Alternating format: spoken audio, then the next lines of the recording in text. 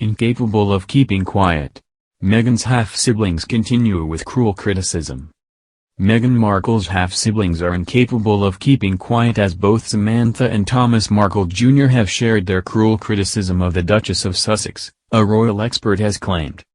Meghan Markle's half-brother appeared on GB News last week following the release of a tell-all book about the Duchess of Sussex.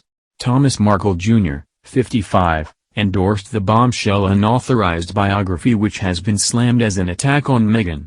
He also did not hold back when speaking about his half-sister, saying she needs to stay out of politics and go back to rescuing chickens. Chatting with Dan Wootton, he touched on Prince Harry's recent speech at the United Nations in New York City. He said, "You know, you're going to a memorial for Mandela at the UN building which is an open invitation to anyone in the general public. Then you start talking about peace and politics which has nothing to do with anything there at that point. Sussexes, they need to stick to rescuing chickens in Montecito and stay out of politics." This is not the first time that Thomas, nor his sister Samantha, have commented on Meghan and Harry with a negative tone. In fact, their criticism began in the early days of their half-sister's relationship with the prince. Jenny Bond, former BBC royal correspondent, looked back on Meghan's introduction to the royal family, claiming that Thomas and Samantha seemed incapable of keeping quiet about the Duchess. Speaking during the 2022 Channel 5 documentary, Harry and Meghan vs. the Monarchy, she said, "Every other week it seemed, they came out with some more very cruel criticism of their half-sister." She continued, "They just seemed incapable of keeping quiet at this point." Richard Kay, royal expert and friend of the late Diana, Princess of Wales, speculated that not being invited to Meghan and Harry's wedding may have spurred some of the criticism. He told the documentary, "The fact that none of them had been invited to the wedding clearly rankled hugely." Meghan's answer to that was that they played very little part in her life.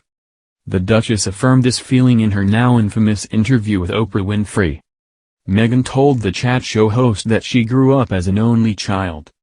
Her comments about her childhood have recently been brought back into focus as part of a legal suit brought by Samantha. The 57-year-old is suing the Duchess in a defamation case, and has honed in on Meghan's comment about her upbringing as an only child. The Duchess' half-sister is hoping to win £57,000 worth of damages following Meghan's comments and the notorious royal biography, Finding Freedom, by Omid Scobie and Carolyn Durand, that Samantha is claiming subjected her to humiliation, shame and hatred on a worldwide scale. Both authors have previously denied that the Sussexes had any direct involvement. Last month, Meghan's lawyers responded by saying her comments about growing up without siblings were clearly subjective, not factual, noting her words to be a textbook example of a subjective statement about how a person feels about her childhood. Her team are also putting forth an argument that says Meghan can't be sued for anything in relation to Finding Freedom, as she was not the author. However, Samantha is pushing the narrative that the Duchess could have had off-record conversations with the authors and is therefore also liable. Samantha's lawyers have since claimed they have a viable defamation case against Meghan because they have actual proof of the falsity of statements she made. Jamie Sasson, of the Tickton Law Group, told Newsweek last week, "This is a viable claim because we have actual proof of the falsity of these statements and that Meghan Markle made these statements." In Oprah, they were directly made, and in Finding Freedom it was instructed to put these things into the book by Mrs. Markle, Meghan, through the email. "If we didn't have the email it would be a different story." He concluded, "The part that is missed in this whole thing is they're acting as if there was no harm that came from these statements that were made." Mr. Sasson referred to statements made in an email from Meghan that was sent to Kensington Palace Communications Secretary Jason Knopf. The email, which was supplied to a UK court by Mr. Knopf as evidence in a lawsuit filed by Meghan against the Mail on Sunday over their publication of a private letter written to her father, showed that the Duchess offered him information with which to brief authors Mr. Scobie and Dems Durand. Mr. Sasson said that they will argue Meghan instructed that certain elements were included in the book. Meghan and Samantha are thought to have last seen each other in 2008, Their rocky relationship exploded into public view after the royal engagement was announced in 2017. Like her brother and father, Samantha has participated in numerous interviews attacking the Duchess. She also released a book about her sister last year titled The Diary of Princess Pushy's Sister, a Memoir, Part 1. It lays bare details of the Markles' upbringing, including the rivalry when their father was still married to the former actress's mother Doria Ragland. But Samantha also writes of her adoration for Meghan as a baby and described the infant as biracial, beautiful, and was both the color of a peach and a rose.